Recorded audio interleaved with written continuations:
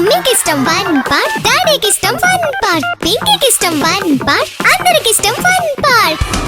మీ holidays ని జాలీ days గా మార్చుకోండి ఫన్ పార్క్ తో. మైమర్పించే వాటర్ రైడ్స్, అబ్బురపరిచే థ్రిల్లింగ్ రైడ్స్ తో పాటు ఇంకా మరెన్నో. వినోదానికి ఉల్లాసానికి లేదు మరొకటి సాటి. తప్పక విచ్చేయండి fun park, the one and only destination fun park, Golagamudi, Nellore.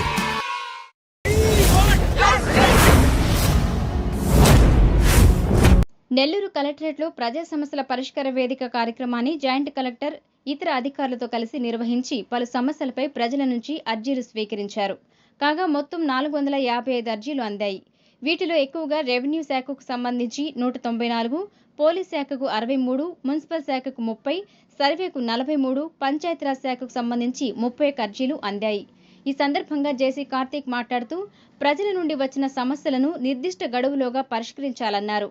ప్రజా సమస్యల పరిష్కార వేదిక కార్యక్రమానికి రాష్ట్ర ప్రభుత్వం ప్రత్యేక ప్రాధాన్యతనిస్తున్న దృష్ట్యా మానవత్వంతో కూడిన పరిష్కారానికి కృషి చేయాలన్నారు. ముఖ్యంగా రీఓపెన్ అవుతున్నటువంటి కేసులలో రెవెన్యూ అధికారులు అత్యంత జాగ్రత్త పరిష్కారం చూపాలన్నారు.